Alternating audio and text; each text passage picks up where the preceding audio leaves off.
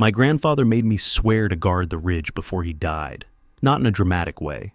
Not at the end of a long speech about family duty and the blood of our people.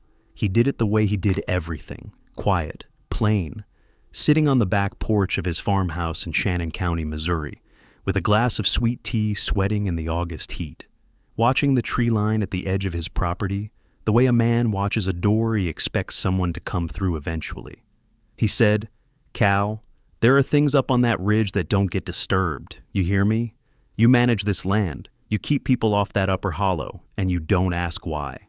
If this is the kind of story you want to hear more of, subscribe and hit the bell. I put these out when I have something worth saying, and this one has been worth saying for a long time. All right, back to it. Quick thing before we move on, I have this book coming out. It's called the Dogman Codex. It's a compilation of all my research and findings. Been working on it for a long time. So if you want to check that out, links down below. Now let's get you back to the video. I was 19. I said yes because it was easier than arguing with him, and because I figured whatever he was protecting was probably something mundane. Timber rights, maybe. Some old family arrangement with a neighbor. Something that would make sense once I got old enough to be trusted with it. He died 11 months later. Stroke in the kitchen, a Tuesday morning in late June. And I came back to take over the property the way I'd promised. 340 acres of mixed oak hickory forest in the Salem Plateau. The kind of ground that's been in our family since my great-great-grandfather filed a homestead claim in the 1880s. And the government didn't look too hard at what was already there. I want to be specific about where this is because the geography matters. Shannon County sits in the deepest part of the Missouri Ozarks, the section people in the state call the current river country. The Salem Plateau underneath it is old dolomite bedrock, Ordovician age, which means it's been eroding for roughly 450 million years. What that erosion does to a landscape is carve it into something that looks polite from a distance and becomes something else when you're inside it. The ridges run northeast to southwest, separated by narrow hollows that stay dark most of the day. There are over 100 documented springs in Shannon County alone, and the county has more caves per square mile than almost anywhere in Missouri, which has more caves than all but one state in the country.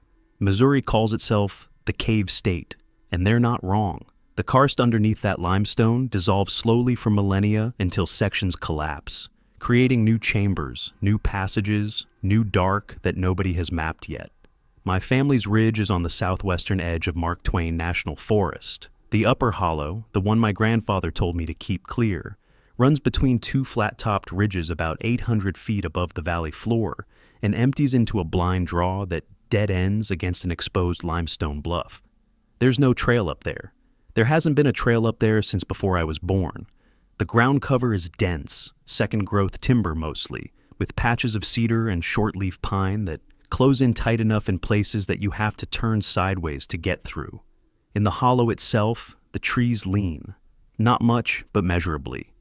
They lean away from the bluff end of the draw, the way trees near a constant wind source learn to grow. There is no consistent wind in that hollow. The air down there is usually still.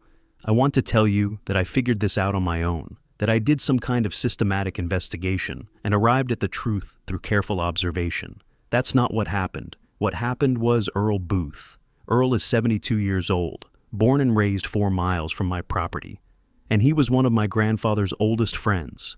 He came to the funeral, and he came to the house afterward, and he sat in the same chair my grandfather used to sit in, out on that back porch, looking at the same tree line. When everyone else had cleared out and it was just the two of us with the dishes still on the kitchen table, Earl said, "Your granddad talked to you about the ridge before he went?" I told him what I'd been told. Keep people off the upper hollow. Don't ask why. Earl nodded. He turned his glass in his hands. He said, "He should have told you more than that." I told him he should, but Harlan was always private about it. Private about what? Earl looked at the tree line for a moment. Then he said, "You got time for a long story?" I said I did. I had nothing but time. What I'm going to tell you is what Earl told me that night, plus what I've seen myself since, plus a few things I've verified through other sources that I'll get to as we go. Because Earl didn't give me the whole picture at once. He gave me the version he'd decided was safe to give a 19-year-old who just buried his grandfather, and it took me several years and a few things I can't explain away before I got the rest of it. The first thing Earl told me was about his own father, a man named Delin Booth, who had worked timber in the National Forest land, adjacent to our property in the 1950s and early 1960s. D-Land had been a crosscut saw man before the chainsaws took over the work, and he knew that section of forest the way people knew things, before GPS and trail markers, by smell and elevation change and the sound of the water in the creek beds. He knew which hollows held cold air in summer and which ones were warmer than they should be. He knew where the deer didn't go, and he knew about what he called the ridge dogs. I asked Earl what ridge dogs meant. Earl said that was just what his crew called them, on account of they didn't have another word. D-Land had seen them 3 times, spaced across roughly 15 years of working in those woods. The first time was in the fall of 1951, about a mile northeast of what is now the edge of our property, in a section of timber that was being selectively cut for white oak. He was working late, the end of October, maybe 40 degrees and overcast. The kind of afternoon in the Ozarks where the light goes flat and gray an hour before actual dark. He was carrying a saw up a ridge slope toward the truck when he saw something standing in the timber about 60 yards uphill from him. He described it the same way every time he told it, according to Earl. 7 feet tall, maybe a little more.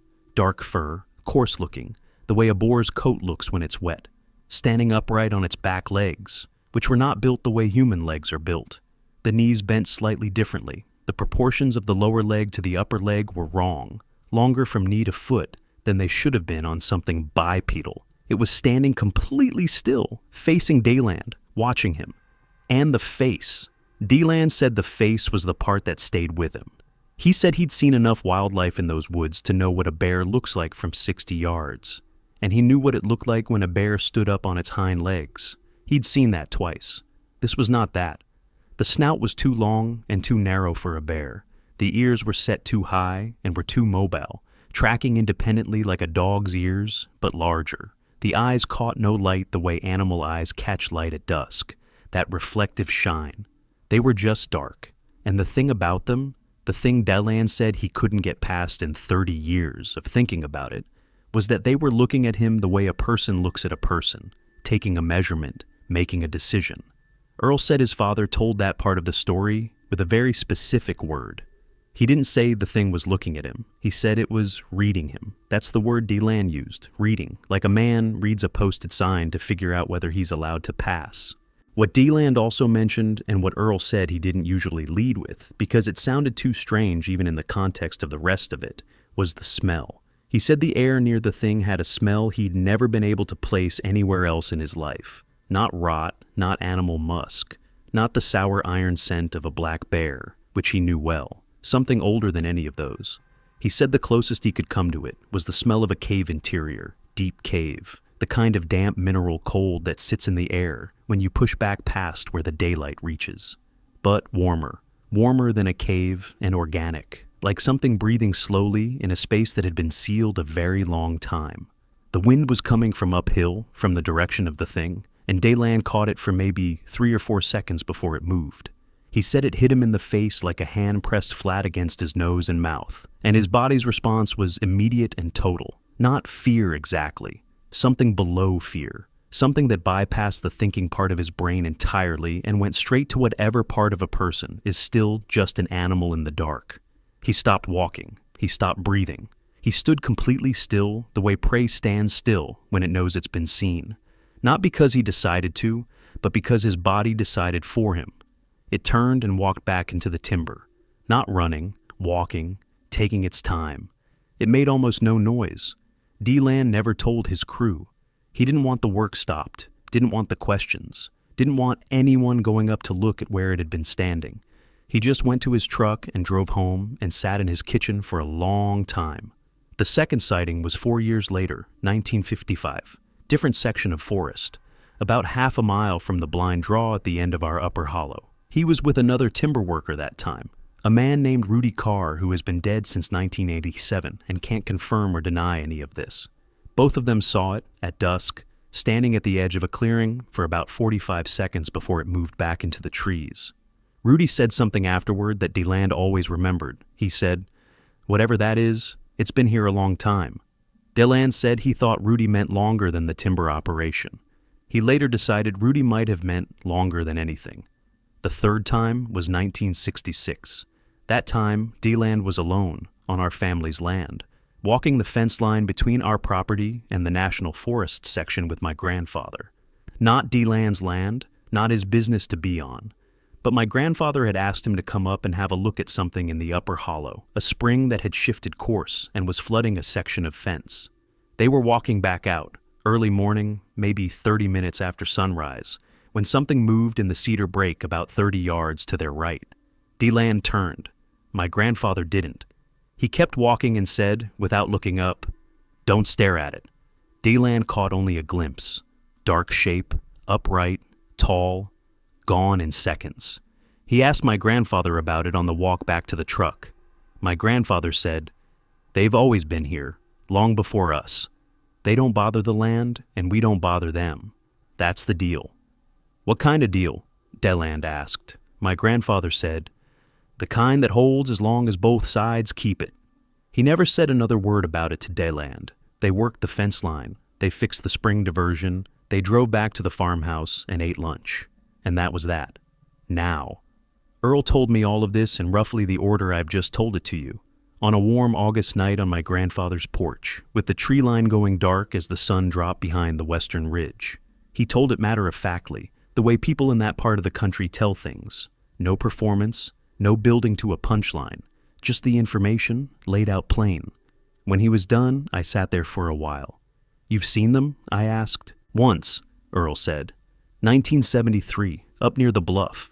I was squirrel hunting and I came around the end of the draw, and there were two of them standing together maybe 50 feet away, looking at me. I turned around and walked out. Never went back up there alone. He paused. "Never told anybody but Harlan." "Why tell me now?" Earl set his glass down.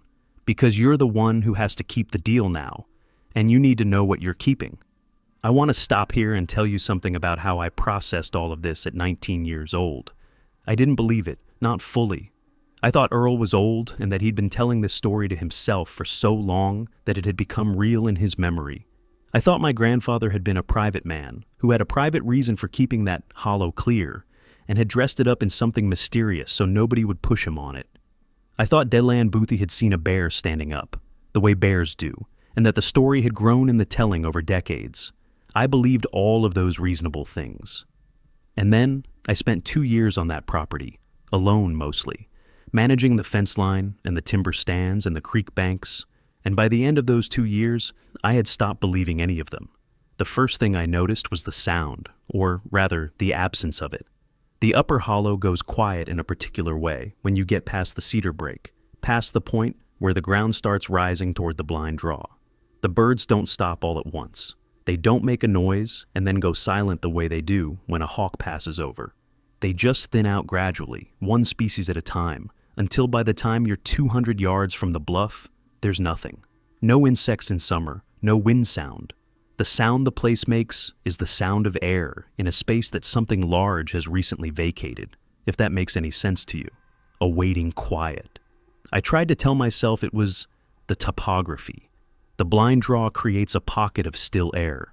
The limestone bluff face absorbs sound. There are geological explanations for acoustic anomalies in karst landscapes. I read about them. I believed them for a while. What I couldn't explain away as topography was the temperature. The upper hollow runs cooler than the surrounding forest in summer, which makes sense given the aspect and the shade cover. But in late fall, after the leaves are down and the hollow should be equalizing with the air around it, it stays warmer, not dramatically warmer. 3-4 degrees Fahrenheit, which doesn't sound like much until you're walking a fence line in November and you cross into the hollow entrance and you feel your ears unclench. That residual warmth in the dead weeks of November, with no leaf cover and no ground moisture to hold heat, comes from somewhere below. I've thought about it a lot. The Salem Plateau karst has documented geothermal variation in its cave systems. Some of the deeper caves in Shannon County hold a constant 58 degrees regardless of season. A cave or void directly beneath the blind draw could produce exactly the temperature signature I'm describing. I know that. I've told myself that. What I can't explain is why the warmth pulses, subtly, slowly, with a period of roughly 8 to 10 seconds. I noticed it in the 3rd year, and I've checked it a dozen times since, pressing my bare hand against the ground at the hollow entrance in November, cold. The earth under my palm warms and cools, in a rhythm that has nothing to do with wind or cloud cover or any variable I can measure. It has a rhythm that matches breathing. The second thing was the deer. We have a good population of whitetail on the property. The lower sections, the creek bottoms, and the food plots my grandfather had put in along the southern fence line hold deer all year. In archery season, I can sit a stand near the creek and see a dozen animals in an evening. But in the upper hollow, nothing. No tracks in the soft dolomite soil near the spring. No browse pressure on the cedar saplings. No hair on the wire at the hollow entrance. Not even squirrels, which is strange because the white oaks up there produce heavy mast. Animals avoid certain areas for consistent reasons. A food source has been depleted, a predator is denning nearby, a scent they associate with danger is present. I walked the perimeter of the upper hollow a dozen times in my first 2 years, looking for sign of a large predator. Mountain lions have been moving back into the Missouri Ozarks quietly for decades. Documented sightings in Shannon County going back to the 1990s, and I thought maybe that was the explanation. But mountain lions have ranges in the hundreds of square miles. They don't create a fixed avoidance zone in one blind draw on one property. The third thing I noticed was the marks on the trees. About 40 yards inside the entrance to the hollow, on the trunks of 4 or 5 old shagbark hickories that line the left side of the draw, there are long parallel grooves carved into the bark. They start at about 9 feet off the ground and run downward, 4 lines close together, evenly spaced. The wood beneath the bark is pale where the grooves are fresh, darker where they're old. Some of the old ones have been there long enough that the tree has grown around the edges of them, the way trees grow around old wounds, and the grooves sit in slight ridges of scar tissue.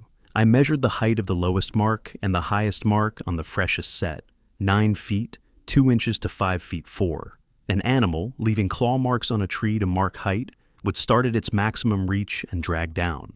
9 feet 2 inches of reach means something either very tall or climbing. The growth pattern, 4 lines, even spacing, is consistent across every marked tree. Whatever left them has the same anatomy each time. I took photographs. I sent them to the Missouri Department of Conservation, identifying myself as a landowner, reporting what I thought might be evidence of an unusual large predator. They sent someone out about 6 weeks later, a young wildlife biologist named Stacy Whitfield, who walked the hollow with me and looked at the marks and wrote things in a notebook, and was professionally non-committal about all of it. She took her own photographs. She said the spacing was unusual for any native Missouri species. She said she'd file a report. I called back 3 months later to follow up. Stacy Whitfield no longer worked for that department. The person who answered had no record of a report filed under my property address. I called 3 more times over the next year. Same answer each time. I'm not going to tell you that was a conspiracy. Bureaucratic gaps are real, employee turnover is real, wildlife reports fall through cracks all the time. I'm just telling you what happened. What I found on my own, the winter of my 3rd year on the property, was the thing that moved me out of skepticism for good. It was February, about 15 degrees Fahrenheit, maybe 2 inches of crusted snow on the ground. I was checking the fence line on the northern boundary, the section that runs along the upper hollow approach, and I found tracks. I have spent my entire life in rural Missouri. I know what a deer track looks like, a turkey track, a coyote track, a raccoon track, a black bear track. I have a black bear skull on a shelf in my barn from an animal a neighbor shot in 1997. I know what bear sign looks like. These were not bear tracks. They were bipedal. Left, right,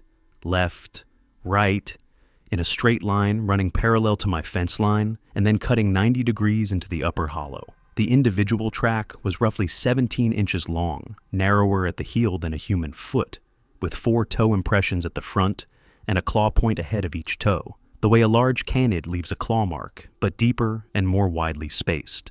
The stride length, measured from the center of one print to the center of the next, was between 60 and 64 inches, 5 feet of stride on 2 legs. Whatever this was, it was large. I followed the tracks into the hollow until they disappeared on the exposed limestone shelf above the spring, where there was no snow to hold them. I stood there in the cold for a while, in the quiet, looking toward the blind draw and the bluff face above it.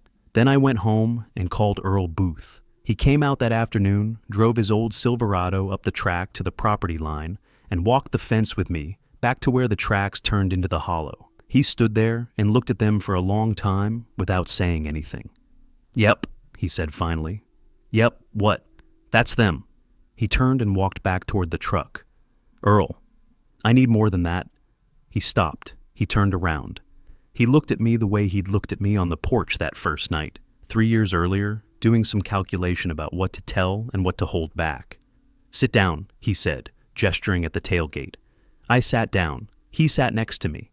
"I didn't tell you everything," he said, "that first night. I told you what I thought you needed to know to do the job. But you've been doing the job, and you're not stupid, and I think you need the rest of it." I said, "Go ahead." "Your grandfather knew more about what was in those woods than he ever let on to Dayland or me. He knew it from his father, and his father knew it from his father, going back to when the first of your people settled that land. There was a man, your great-great-great-grandfather, name of Calhoun Vest, which is where your name comes from, who filed that homestead claim in 1884. He settled the land because of what was already there, not in spite of it. What does that mean? There are stories in your family, old ones, before the homestead. Stories that came out of the Scotch-Irish communities that settled this part of the Ozarks in the 1820s and 1830s, about what lived in these ridges before the settlers came. These stories were very specific. They said that the things in the ridges were not animals and not people, that they were something that predated both, and that there had been an arrangement, a deal, as long as anyone could remember, between whatever was in these hollows and the people who lived near them. And that arrangement was the same everywhere the stories appeared. You stay out of their ground. They stay out of yours. You tell your children tell their children, and the land holds. Earl, where did the arrangement come from originally? He was quiet for a moment. I don't know that anybody knows. These stories go back as far as the oldest families remember, which in this part of the Ozarks is a long way. The Cherokee had stories about this land before the settlers. Before them, the Osage. Every group that's ever lived in these ridges seems to have known something was here. I sat with that for a while. "What are they?" I asked. Earl looked at the hollow mouth. "I have my ideas," he said. "Your grandfather had his. I don't think either of us really knows." He climbed off the tailgate and went back to his truck and drove home. That winter, I started keeping a log. The log is what changed things. Before I get to the log, I want to tell you something about what it's like to live with this kind of knowledge day in and day out. Because I think people imagine it's like living in a horror movie, that every morning you wake up afraid and every night you go to bed afraid and the whole thing is this sustained terror. It isn't like that. After the first few years, after the fear settles into something more like permanent awareness, the daily reality of it is mostly just ordinary life. I wake up, I feed the cattle, I check the fence, I make coffee, I manage a timber harvest, I drive to Eminence for supplies, I come home. The hollow is up there the same way the weather is up there. It's a condition of where I live, not an interruption of it. Most days I don't think about it at all. What I do think about is the maintenance, the keeping up of the deal, which is mostly a matter of knowing what not to do. Don't go past the cedar break without a reason. Don't bring people up to the northern fence line. When hunters ask to lease the back section for deer season, tell them it's not available. When my cousin from Kansas City asked me 3 years ago if he could bring his kids up to explore the caves in the limestone bluff above the hollow, I told him the bluff was unsafe and the land was posted. He believed me because the bluff is genuinely technical terrain, and I genuinely have it posted. It's not hard to keep people out of a place they have no particular reason to go into. The Ozarks have thousands of hollows that look like every other hollow. Nobody from outside is looking for this one specifically. The harder thing is the knowing, carrying information that doesn't fit anywhere in the world most people live in. Information you can't share without either sounding unhinged or sending people to investigate, which defeats the entire purpose. My father was not close to the land. He left for Rolla when he was 18 and worked his whole career as a machinist, and came back for funerals and the occasional holiday. My grandfather kept the deal from him deliberately. I don't know if my father would have been capable of it. Some people aren't. Some people need an explanation for everything, and when an explanation isn't available, they manufacture one.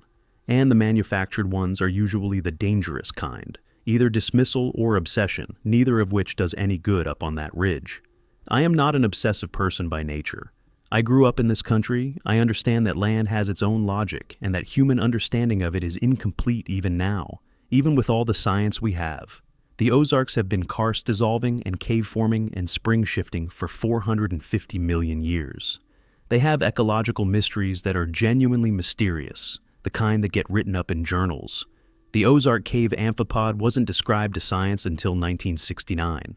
The Ozark big-eared bat, which is endemic to 3 states and nowhere else on Earth, is still not fully understood in terms of its population dynamics. The current river below my land has springs feeding into it that nobody has fully mapped because the cave systems that feed them run too deep and too far for divers to trace. This is a landscape that holds things. That's not mysticism, that's geology. I say all of that because I want you to understand that I am not a man who came to this with any prior commitment to the supernatural. I came to it with physical evidence, family testimony, and an obligation I inherited, and I have maintained that obligation in the most pragmatic way I know how, by watching, recording, and not disturbing what doesn't need to be disturbed. Now, the 3rd year, February, the tracks. The log started in February of that 3rd year, right after the tracks in the snow. I bought a composition notebook at the dollar store in Eminence and started writing down everything I'd observed since I moved onto the property, dates and times and conditions, and then everything new that came in going forward. I want to tell you the log is mostly boring. Long stretches of nothing, fence line work, spring conditions, notes about the tree damage in the hollow. But there are patterns in the boring parts that you only see when you look at a year of observations laid out end to end. The first pattern. The marks on the hickory trunks in the hollow get refreshed in late October and early November every year. Not all of them, not all at once, but each autumn there's a new set of pale grooves, fresh wood showing through the bark, on 1 or 2 of the marked trees. It's consistent enough to be a calendar. Something up there is doing maintenance. The second pattern, the quiet in the upper hollow, intensifies in spring and again in late summer. Not the absence of sound, but the quality of the quiet. In April and August, the air in the draw feels denser, the way it feels in a room where a lot of people have just been. I don't know how else to say it. The third pattern, I have not found a dead deer in the upper hollow or within a quarter mile of it in 3 years of walking the property. I have found dead deer everywhere else on the land.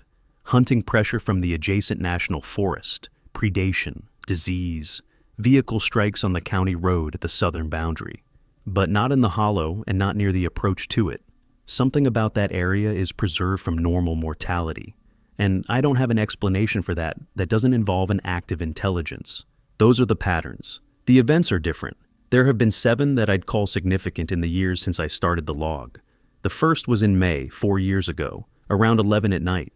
I was working late in the barn, a half mile from the hollow, when the dogs started. I have 2 healers and a lab mix, all 3 of them working dogs who sleep in the barn and have a combined lifetime of not being afraid of anything in these woods. They started barking and didn't stop, all 3 of them facing the north pasture fence, the direction of the hollow approach. I stood in the barn door and listened. The dogs barked for about 20 minutes, then stopped simultaneously, like someone had switched them off. I walked the fence line with a flashlight. Nothing, no tracks in the soft ground along the fence, but the cattle in the north pasture were bunched in the far southern corner, which is about as far from the hollow as they can get on that section. And they stood there until morning. Second event. The following September. I was walking the upper boundary, the national forest fence, around 5 in the afternoon. I came around a bend in the fence line where the trail briefly runs close to the hollow entrance, close enough that you can see down into the cedar break if you stop and look. I stopped and looked because I heard something. A sound I'd never heard before in those woods. Low, sub-bass, more vibration than sound, the way you feel a large truck passing on a highway before you hear it. It lasted maybe 10 seconds and then cut off cleanly. No fade, just present, then gone. I stood there for a while waiting for it to come back. The cedars in the break were completely still, not a leaf moving, no wind, no birds, nothing. Whatever made that sound, it came from inside the hollow. Fourth event, the summer between those 2. Something I haven't told anyone, including Earl, because I'm still not certain what I observed. I was checking the upper fence line at dusk, the section that runs along the ridgetop above the hollow, and I looked down into the draw the way I sometimes do from up there. You can see maybe 40 yards into the upper hollow from that vantage, past the cedar break, to where the ground levels out before the draw begins to close in. The light was going fast, that abrupt summer dusk where the color drains out of the sky in about 10 minutes. In that gray transition light, I saw something standing in the hollow below me, upright, dark, about 60 yards in. It wasn't facing me. It was facing the bluff, the direction of the blind draw. And it was still, the way they're always still, that quality of stillness that's too absolute for an animal. But what struck me, what I've turned over in my head 100 times since, is that it appeared to have something in its hands. Cradled against its chest, low, the way a person carries something they're being careful with. I couldn't make out what it was. The distance was too far, and the light was too poor. It stood there for about 2 minutes, then walked forward into the draw and out of my sightline.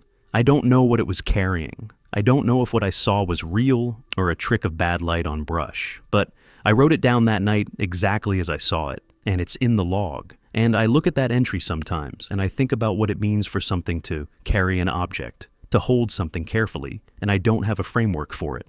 5th event, early spring, 2 years ago. A late cold snap, temperatures dropping back below, freezing in March after 2 weeks of false warmth. I was out before sunrise checking on the cattle, and as I crossed the barn lot, I heard a sound from the direction of the hollow that I'd never heard before and haven't heard since. I want to try to describe it accurately because the description matters. It was vocal, clearly vocal, not mechanical or geological. 2 distinct voices, or what I understood as voices, call and response. One lower and one slightly higher. The way 2 people talking in a foreign language sounds when you can hear the rhythm of conversation but not the content. The exchange lasted maybe 30 seconds, then silence. The timber was black against the pale gray pre-dawn sky, and I stood in the barn lot with my breath steaming, and I listened to the silence that followed and understood, in a way I hadn't quite understood before, that whatever was in those ridges was not solitary. They talked to each other. They had something worth saying. 3rd event by original count, February, a different year, dead winter.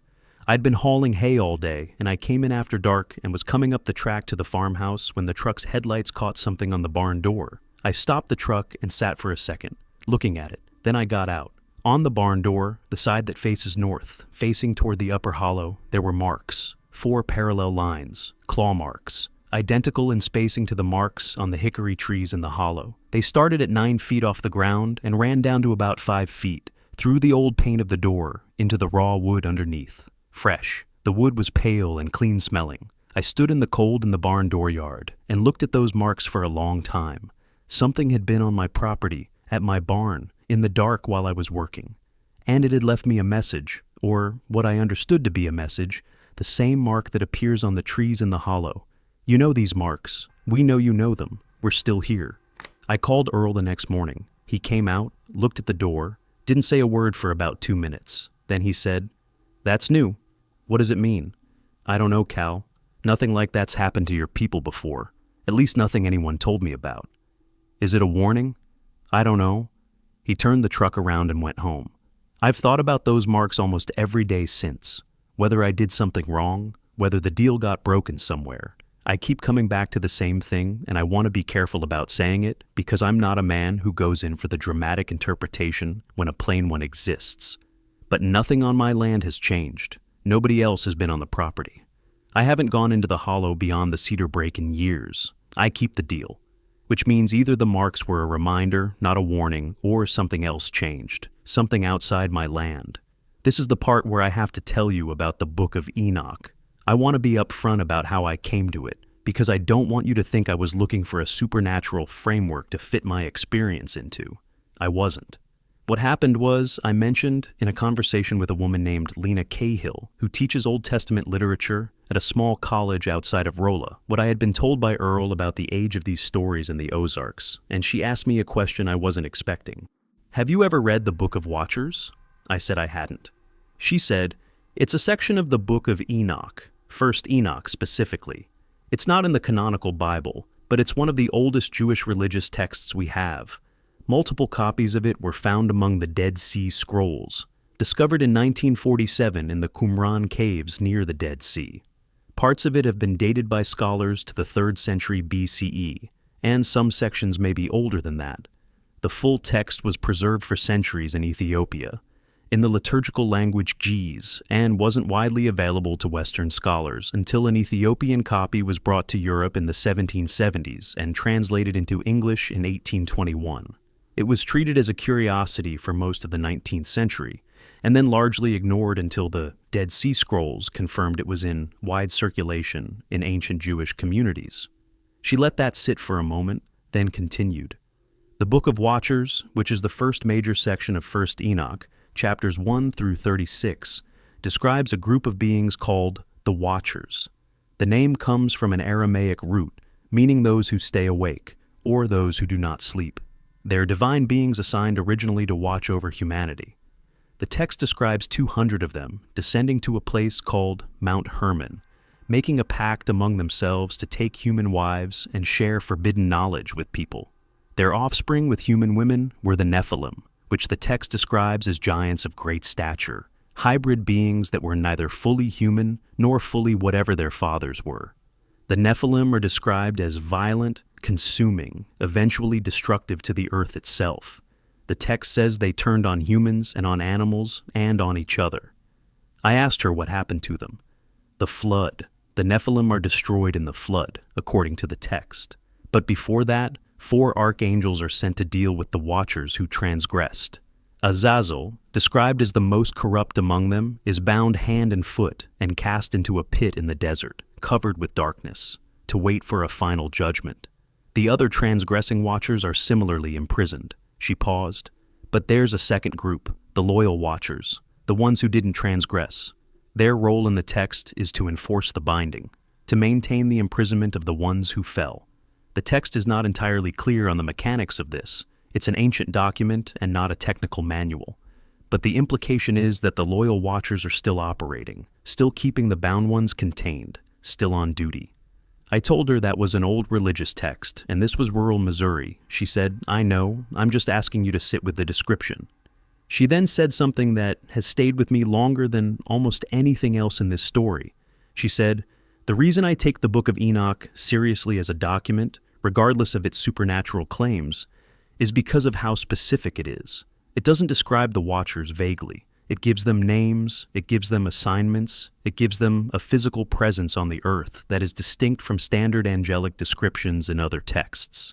And the physical descriptions are unusual, large, strong, something between divine and animal in their nature, able to take physical form, associated with specific places, valleys, and hollow places of the earth.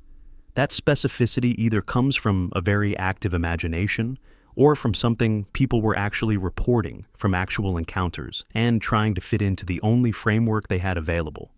She said, "Every culture in the ancient world has some version of these beings, fallen divine beings, hybrid giants, watchers at the edges of the human world. The ancient Sumerians have them, the Greeks have them, the Norse have them, the Lakota have the Unktehi. The Cherokee have the Nunahai, which are described as people who live inside mountains and under riverbanks and are rarely seen but are known to be there. The Osage, who lived in these river ridges before anyone else we have records of, had beings they described as ancient keepers of the land, distinct from animals and distinct from humans, associated with specific places that were not to be disturbed. I've been sitting with all of that for about 2 years. I'm not a theologian, I'm a farmer and a timber manager in Shannon County, Missouri, and I went to the University of Missouri for 2 years before I ran out of money and came back to work the land, and my formal education in anything religious stopped around age 12 in a Baptist Sunday school in Eminence. I don't have a framework for this that fits neatly into anything I was taught, but I keep coming back to something D. Booth told his son, Earl, and Earl told me, which is what the man Rudy Carr said when he saw one in that clearing in 1955. He said, "Whatever that is, it's been here a long time." And he was standing in the Missouri Ozarks looking at something that looked back at him with what D-Lan described as aware eyes, intelligent eyes, eyes that were making a decision about him. D-Lan's word for those eyes, the one he came back to every time he told the story, according to Earl, was patient. He said the thing looked at him with patient eyes. Not the dull patience of an animal waiting for prey to move within range. Something more like the patience of a being that has been doing the same thing for a very long time and is not surprised to still be doing it. Patient eyes. That's the phrase that keeps me up at night, if I'm honest. More than the size of the thing, or the sound it makes, or the marks it leaves on the timber, because patience implies duration. Real duration. The kind of duration that makes human history look like a long weekend. Whatever has been in that hollow, whatever those things in the ridges are, they have been here longer than the families that came before mine, longer than the nations before them, longer than anything that left a written record in this part of the world. Their patience is not a characteristic. It is simply the way time works for them. They are not waiting for anything to end. They are just continuing. The Book of Enoch describes the Watchers as exactly that. Beings assigned to observe. Beings that see and are seen and make choices about what to do with what they know. I'm not telling you that's what's in my upper hollow. I'm telling you that when I look at 4 generations of family history, at the tracks in the snow and the marks on the barn door and the quality of the silence in that draw, and then I read a text that's older than the Christian Bible describing beings that watch and wait in the hollow places of the earth, I stopped being able to say definitively that one thing has nothing to do with the other. What I've become certain of is this: the thing my grandfather asked me to do, the thing his grandfather asked him to do, going back to Calhoun Vest, who filed his homestead claim in 1884, and whose relationship with whatever was already on that ridge was old enough that it came with rules already established. That thing is real. The deal is real. The boundary is real. And whatever is in that upper hollow is something that a long chain of people before me decided was worth keeping intact. I'm going to tell you about the one time I actually saw one, because I've been circling around it, and you deserve to know that I'm not running this entirely on other people's testimony. It was 3 years ago. October, the tail end of turkey season. An afternoon when the light in the Ozarks gets that particular amber quality that makes everything look older than it is. I was on the ridge above the hollow, the eastern ridge, following a tom that had been roosting in the timber up there all fall. I'd gone about 100 yards past where I usually stop, working along the ridgetop, and I came to a place where the ridge dipped slightly before the blind draw below, a saddle in the ridge that I hadn't been to in probably 2 years. I stopped because I saw movement in the tree line below me on the slope that runs down into the draw. At first I thought it was the turkey. I raised my binoculars. It wasn't a turkey. It was standing about 90 yards away, partially obscured by a big red oak, and it was facing away from me, looking toward the blind draw and the bluff face. The back and shoulders were what I saw first, and what I thought first was bare, dark fur, broad but standing wrong, too upright. And then it turned its head slightly, not toward me, just a small adjustment. The way an animal turns its head when it's processing a sound.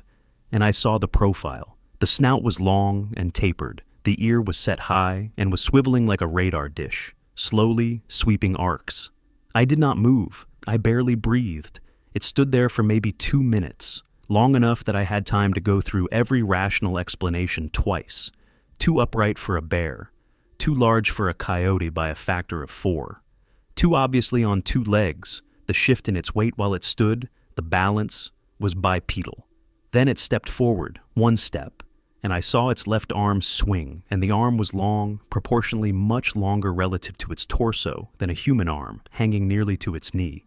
It put 1 hand against the trunk of a cedar for a moment, not bracing itself, more like touching something familiar. Then it walked into the draw, and was gone. No noise. For something that size, absolutely no noise. I sat down on the ridge. My hands were shaking. The turkey was long gone. I sat up there for maybe 20 minutes, trying to process, trying to do the thing a rational person does, which is assemble an explanation that fits the available data. The data was 7.5 feet tall, bipedal, dark fur, elongated arm to torso ratio, moved without noise through timber on a slope covered in dry October leaves. There is no animal in Missouri that fits that description. There is no animal in North America that fits that description. I have a bachelor's degree in agricultural science, and I grew up hunting and trapping this country, and I know what lives in these woods, and I know what the woods look like when something that isn't in any book is standing in them. The hollow below me was quiet. The cedar at the edge of the draw was still. Whatever I had watched walk into that draw was now somewhere I couldn't see. doing something I couldn't know, in a space I had been told all my life not to enter. I thought about my grandfather sitting on the porch watching the tree line with his sweet tea. I thought about how he never once looked afraid. He looked watchful, alert in the way a man is alert about something he has accepted, not something he fears. I understand that look now. It is the look of someone who has made peace with the fact that the world is larger than what fits in a textbook, and who has decided that coexisting with that largeness is better than the alternative. I went home. I didn't tell anyone what I'd seen for 2 years. I didn't go back to that section of the ridge for the rest of that season, or for most of the following year. I went back to the saddle last fall for the first time. The cedar the thing had touched had claw marks on its trunk, 4 lines, the same even spacing as everything else. Here's what I want to say about all of this, and then I'll get to why I'm telling you now. I have run this property for 10 years. I have kept people off the upper hollow. I have not disturbed whatever is in that draw. I've turned down 2 separate timber buyers who wanted access to the old-growth hickory in the back section of the property, which cost me real money. I've had conversations with the county road department that wanted to improve the track running along my northern boundary, which would have brought traffic closer to the hollow approach, and I talked them out of it. I've done the job, the one my grandfather handed me, and his grandfather handed him, and the land has been good to us, not supernatural good, normal good. The timber stands are healthy. The water table on the property is stable, even in the droughts we've had the last few years. The cattle haven't had any unusual disease pressure. It's a working farm in the Salem Plateau, and it works. I don't know if that's connected to what's in the hollow. I can't prove it. But I've watched neighboring properties with similar ground conditions struggle with things we don't struggle with, and I notice. The reason I'm telling you this now is because of something that happened last fall that broke the pattern, and I don't know what to do with it.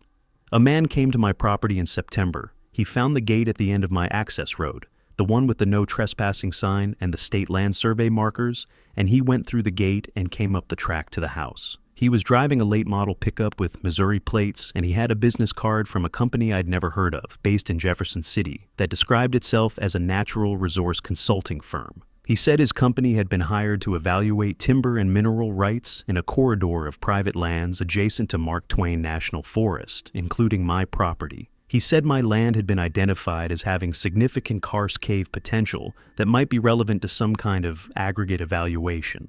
He used a lot of language that was technically about geology, but felt like it was about something else. He was young, maybe 30, and he was trying very hard to be casual about all of it. I asked him who hired his company. He gave me the name of a private investment firm out of St. Louis. I wrote it down. I told him I wasn't interested in any evaluations and that he was trespassing and needed to leave. He left. I looked up the investment firm. It exists. It has an address in Clayton, Missouri, which is a suburb of St. Louis, and its publicly listed holdings are in commercial real estate and agricultural land. I found their name attached to several property acquisitions in Shannon County over the previous 3 years, including 2 tracts adjacent to Mark Twain National Forest land. One of those tracts is directly east of my property, on the other side of the National Forest buffer. I called Earl. He's been aware of the acquisitions. He said 2 other old families in the area, families who have held land in these ridges for generations, have sold out in the last 4 years. The Greer family, who held 600 acres on the next ridge east, sold in the fall of 2021 to a land trust he'd never heard of. The Abbotts, who had a smaller parcel along the National Forest boundary to the north, sold the following spring. Earl said both families had been on that land for at least 4 generations. He didn't know what they were told about the buyer. He didn't know if they carried the same kind of knowledge my family carries, or if it had died out with an earlier generation and the land was just land to them by the time they sold. That's the thing that keeps me awake more than anything else. Not the idea that a company from St. Louis is trying to buy ridgeland in Shannon County, because people buy rural Missouri land all the time for all kinds of reasons. What keeps me awake is the possibility that the old families who sold didn't know, that the knowledge got lost somewhere in the handoff between generations, the way knowledge does, and that 2 or 3 centuries of careful management, of keeping people off certain hollows and out of certain draws, ended not with a confrontation, but with a real estate transaction, with someone signing papers at a title company in eminence and not knowing what the land was keeping. Because if the knowledge is gone from those parcels, the boundary is already thinner. The arrangement only holds if people on both sides of it are maintaining it. And, I don't know who's managing those properties now. I don't know if anyone has told them what not to do up on that ridge. I don't know if anyone has explained that the marks on the trees are not vandalism, and the warmth in the ground near the bluff is not a hot spring, and the sound you hear in April if you get too close to the hollow entrance is not wind. I don't know what this company wants with karst cave access in the hollows of the Salem Plateau. I don't know if they know what's in the hollow or if they found something on the land they bought that told them to look further. I don't know if the marks on my barn door last February were a reminder about the deal or a notification that something had already changed nearby. What I know is that my grandfather sat on that porch and watched the tree line and made me promise before he died, and I've been keeping that promise. And something is moving in the land around me that I don't think is going to stop at my property line. Let me tell you one more thing before I get to why I'm saying all this publicly. A few years back, I did some research into the land history. The actual records, the survey plats, the title chain, the early homestead documentation. It's all on file with the Shannon County Recorder of Deeds and with the State Historical Society in Columbia. And most of it is accessible if you know what you're looking for. What I found was that the land my family holds had been surveyed twice before Calhoun Vest filed his claim. The first survey was in 1848, a federal cadastral survey, the kind they did to break up the public domain for eventual sale. The survey notes for the section that includes the upper hollow have an annotation in the original surveyor's hand that reads, "Steep and broken ground, no settlement recommended, poor prospect." That's not unusual for that era in the Ozarks. A lot of the rougher terrain got similar notes. The second survey was in 1872, a private survey commissioned by a land speculation company out of St. Louis that was trying to evaluate timber holdings in the Ozarks ahead of the railroad expansion. Their surveyor's notes for the same section are more detailed. He writes that the hollow on the northern face of the ridge showed evidence of long-term habitation, though no human structures were visible. He describes large marks on the trees, which he categorizes as animal sign, without further comment. He recommends the parcel be passed over. The speculation company did pass it over. 12 years later, Calhoun Vest filed his claim. He paid the government land office price, $1.25 an acre for 340 acres, which in 1884 was real money for a man starting out. He chose specifically this section of ground in a county with plenty of other available homestead land, including Flat Creek bottom ground that would have been far easier to farm. He chose the ridge ground with the hollow, and the records show he built his first structure, a single-room cabin, on the low ground near the spring, as far from the upper hollow as you can get, and still be on the 340 acres. He knew. He chose this land knowing what was on it, and he put his house as far as possible from the hollow, while still claiming the land around it. That is not the behavior of a man who stumbled onto something. That is the behavior of a man who arrived with prior knowledge and made deliberate choices based on it. Where did that knowledge come from? I don't know for certain. The Scotch-Irish communities that settled this part of Missouri in the 1820s and 1830s brought oral traditions with them from the upland South, from Kentucky and Tennessee and the Virginia Hill Country, and those communities had been in the Appalachians long enough to have absorbed things from the Cherokee and other nations about what lived in remote highland country. The knowledge moved with the people. It got changed in the telling, got mixed with other things, but the core of it, something is in these ridges. It has been here longer than we have. Leave it alone, kept traveling with every family that moved deeper into the interior. Calhoun Vest heard it somewhere. He came to the Ozarks already knowing what was on that ridge. I am not asking anybody to come out here. I'm not looking for investigators or reporters or the kind of people who drive out to rural counties looking for something weird to put on the internet.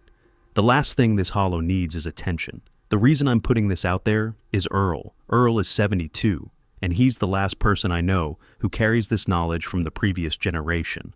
And he's been telling me for 3 years that somebody else needs to know. Not to act on it, just to know. Just so it exists somewhere other than in his head and mine and the heads of dead men.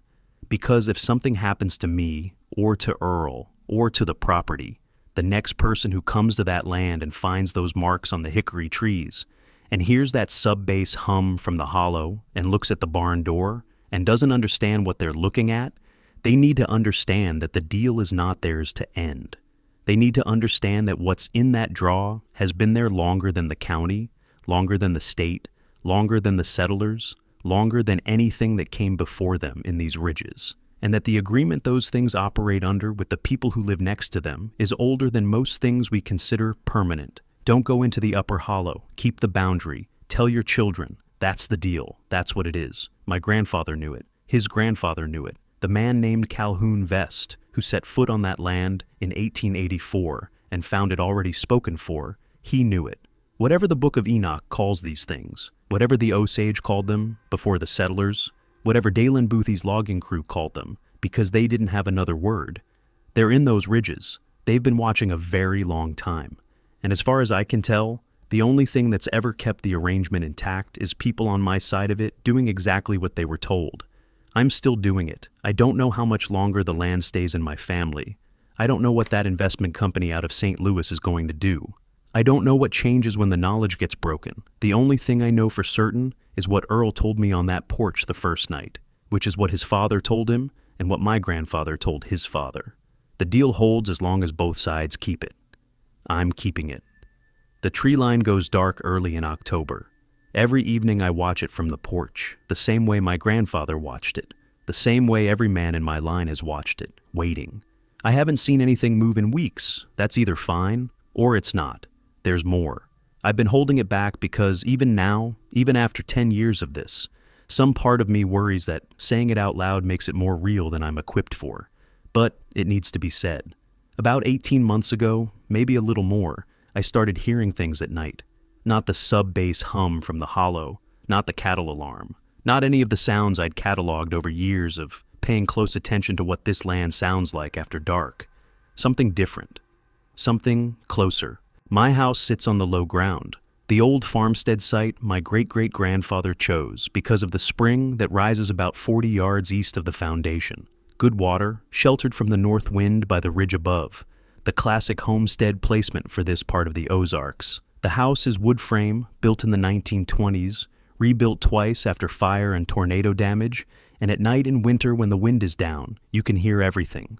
The creek a quarter-mile south, the cattle shifting in the barn, the sound of the county road 2 miles away when a truck goes over the gravel section. What I started hearing around 2 or 3 in the morning on nights that were cold and clear and dead still was movement on the ground outside, not on the porch, not on the gravel of the yard.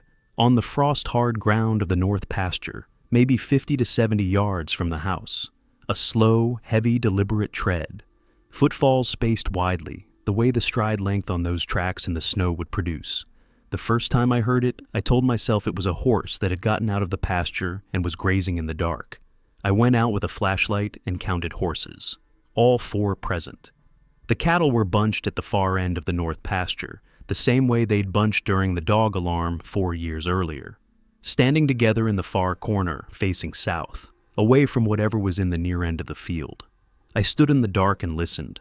The footsteps had stopped when I'd opened the back door. The north pasture was empty in my flashlight beam. But the cattle didn't move until well after sunrise. I heard it again 6 nights later, and again 10 days after that. And then it went quiet through most of the spring. I started leaving the back porch light on. Not because I thought it would deter anything. I don't think light deters whatever is in that hollow. I left it on because I wanted to see.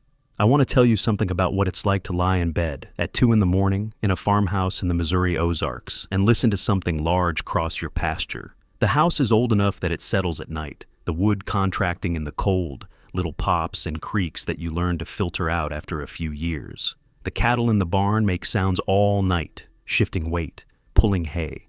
The low periodic moan of a cow that's restless. You learn all of it. You know what every sound belongs to.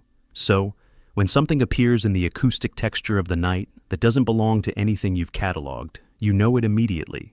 Not because it's loud, because it's wrong in the specific way that a wrong note in a familiar song is wrong. Your ear finds it before your brain does. 4th time, I heard the footsteps. Midsummer, humid July night.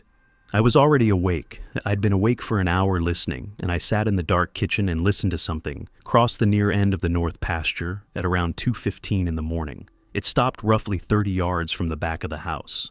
I know the distance because I measured it the next morning, found the impression of something heavy in the soft ground near the pasture gate, found where it had stopped. The impression wasn't a full footprint the way the snow tracks had been. The ground was too dry and firm, but there was a slight depression, and ahead of it, At the edge of the gatepost, where the wood meets the dirt, a single long groove in the old cedar post. One line, not four. Low on the post, about 4.5 feet off the ground. Whatever it was had crouched down to leave that mark. I stood at the gatepost in the early morning and tried to process what that meant. It had come close enough to crouch at my pasture gate and leave a mark, not on the barn door this time, on the gate, on my perimeter, and it had done it at something lower than eye level for a 7-foot creature, which meant it had deliberately lowered itself to make the mark where I would find it.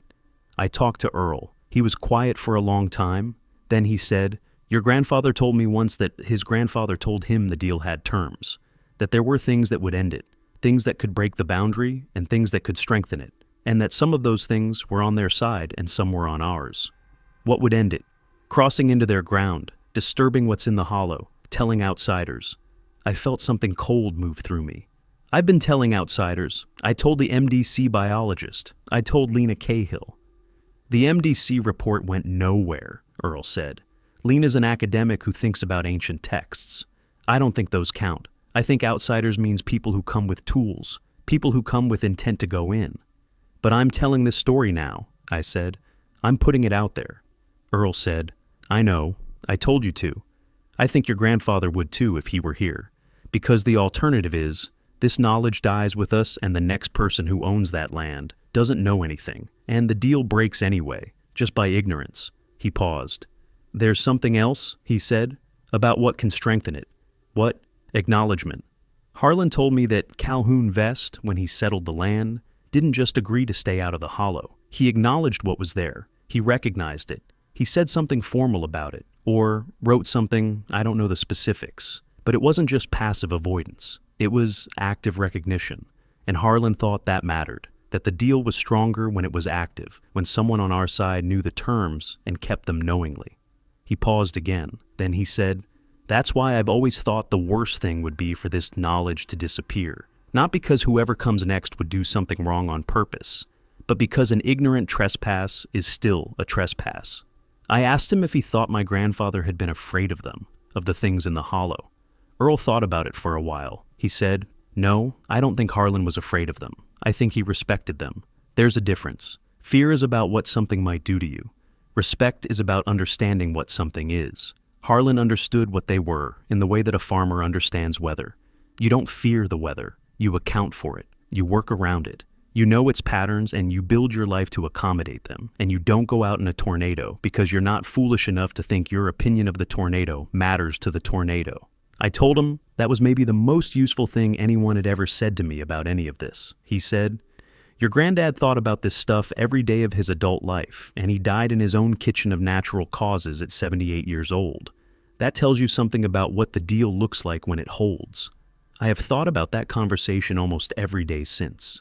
Here's where I'm going to tell you what I actually think, as plainly as I can say it, and then I'm done. There is something in the upper hollow on my property in Shannon County, Missouri. It is large, bipedal, covered in dark fur, and it has an anatomy that does not match any known North American species. Its intelligence is observable in the pattern of its behavior, in the marks it leaves and where it leaves them, in the fact that it has never come through my fence line, or harmed my animals, or approached my house in a threatening way across 10 years of my managing this land. The stories attached to these things in this region go back as far as any oral history in the Ozarks, which means at minimum to the early 19th century, but almost certainly much further. Every group that has lived in these ridges, the Osage, the Cherokee, the Scotch-Irish settlers who came through the Cumberland Gap and down into the hill country, has carried knowledge of them and has maintained some version of the same relationship: avoidance, respect, and silence. The Book of Enoch, a pre-Christian Jewish text that exists in multiple copies from the Dead Sea Scrolls, describes beings called the Watchers, who came to Earth and whose offspring are described as giant hybrids that walked the earth before the flood. The text also describes a category of loyal watchers who were tasked with binding the corrupt ones in the hollow places of the earth and keeping watch over that binding. The language the text uses is the language of guard duty, the language of permanent assignment, the language of beings who are still here, who have always been here, who will be here when we are long gone. I am not asking you to believe any specific theology. I'm not asking you to square the Book of Enoch with what you already believe about the world. I'm telling you that when a very old text describes beings assigned to watch and contain in the hollow places of the earth, with a specific charge that predates human civilization. And I look at what is in my hollow in the Ozarks of Missouri that has apparently been there for longer than anyone can document, and that guards something in the blind draw at the end of that limestone bluff. I stop being able to say with confidence that those two things are unrelated. What's in the draw at the end of the hollow? I don't know. I have been as close as I described, looking down into it from the ridge. I have heard the sound it makes in spring and late summer. I have felt the warmth it generates in the ground, because when I walk the fence line along the top of the bluff on a cold morning, I can feel the rock beneath my boots warming as I get closer to the draw end. Not geothermal heat, not a hot spring, something else. Something that breathes. The things in the hollow are guarding it. They have been guarding it longer than my family has been on this land. Longer than the settlers, longer than the nations that came before them. And the deal my ancestors made, whatever its origins, is a deal about staying out of the way of that guarding. I keep the deal. The investment company from St. Louis has been quiet since that consultant came to my gate in September. I don't know what they found on the land they bought east of me. I don't know what they're planning. If they push into the karst of the Salem Plateau in those hollows and they disturb what's being held down there, I don't have a framework for what comes next. None of the stories I've been told go that far. What I know is that the marks on my barn door appeared 8 months after the land east of me sold. What I know is that footsteps came to my pasture gate, and something crouched down to leave a single mark at my fence line sometime in the last summer. What I know is that the quality of the silence in the hollow has changed in the last year, has gotten denser, has gotten more present, the way the air gets when something large is holding still. I check the barn door every morning. I check the gatepost. I walk the fence line on the northern boundary at least twice a week. I do the job. If you're from Shannon County or from Carter County or from any of the ridge communities in the current river country, you might know the hollows I'm talking about. You might know the kinds of stories I'm talking about, told in pieces by older relatives, never finished, always with the same vague instruction at the end. Stay out of that hollow. Don't go up past the cedar break after dark. Mind your own business up on that ridge. Those instructions have a reason. The people who gave them knew the reason even if they didn't always say it plainly. The deal holds as long as both sides keep it. Keep it. Earl is 72. His father knew the timber boss Dealin Booth, who saw them 3 times across 15 years and died with the knowledge of what they were, kept privately in the way that people in these hills keep things. My grandfather watched that tree line every evening of his adult life and asked me to do the same. Calhoun Vest filed a homestead claim on 340 acres of the Salem Plateau in 1884.